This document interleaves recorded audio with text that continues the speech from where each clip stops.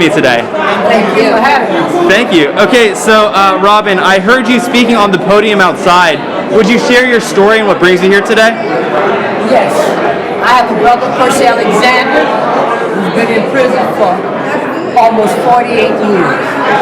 I was in the 10th grade when he was sent to prison. I have retired, been retired 2 years and a half now. He got life. It didn't say without parole or without anything. It's life. And he's been in there for 47 years. This damn empathy is very important. There are people in prison who've been there for years. Enough is enough. It's time to change these laws.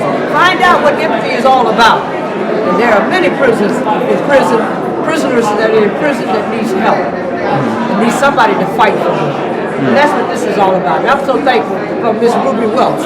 I'm so glad you all came together. I was going to interview you. You said, please let me bring my family here with me.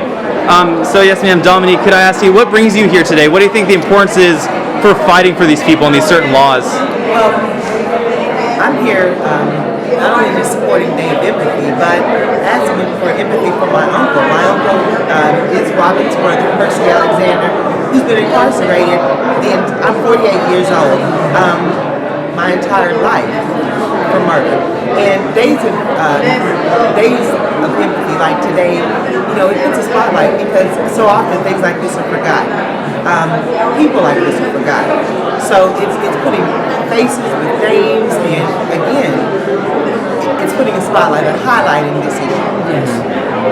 Yeah, say their name, bring them into it. Exactly. It was so weird because I was outside and then I came in here and it was a different world. Yes. I was looking around just at the demographics of the people at the clothes and everything. It's such a huge disconnect. And there's literally these big golden doors that you can't open, and it seems like such a barrier. But I think that's why you're here and why I'm here is we're trying to break down these barriers, or at least trying to. So Ruby Welch, if I could ask you, you're with Cut 50 organization. You're here at Day of Empathy. If you think we as all people in the United States, in the world, in Arkansas, are to come together in universal brotherhood and unity, what do you think it is we have to do?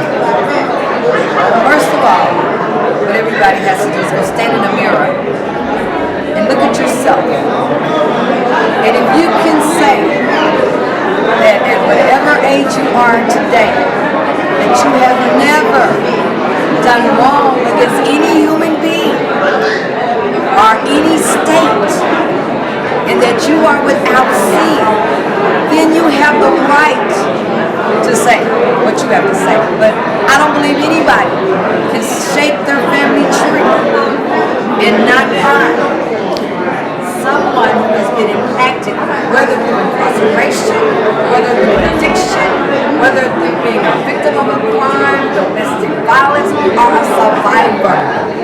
Everybody has been touched in some manner, shape, form, or fashion. And it grieves me to my core. And whenever we come on the Day of Empathy, I am so emotional because I see my brothers and my sisters that are still behind those walls for 30, 40, 50 years. And I will tell anybody to the day that I never have breath in my body that life should not be death behind those prison walls. And Arkansas needs to come to a conclusion that when you can use people that can work in your home as your butler, that can cook your food, and that can take care of your greatest commodity, which is your children, why can they not be free to society, but you trust them in your home? Yes. And that's something that the good old boys needs to look at. And things are going to change come November.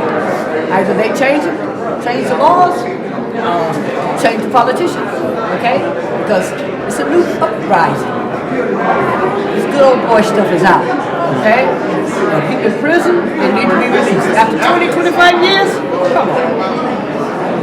Age, illness, never.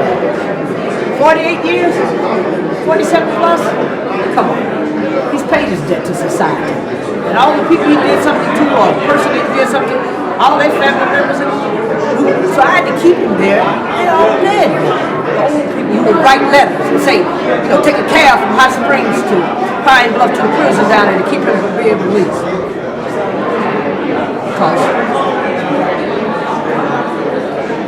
no love in their heart. In order for you to be forgiven, you have to forgive others. And I'm just thankful that Welch remember about that person. And people in high school, they know. They always ask when person getting out. I asked the governor, Mr. H. Hutchinson. It's on you, sir. His paperwork is coming towards you. Clemency. All right, so thank you all so much for your time. This is a day of empathy. I feel I've been expanded in that way. I'd like to thank you all so much for coming and taking the time. I know you all are very busy, so thank you very much.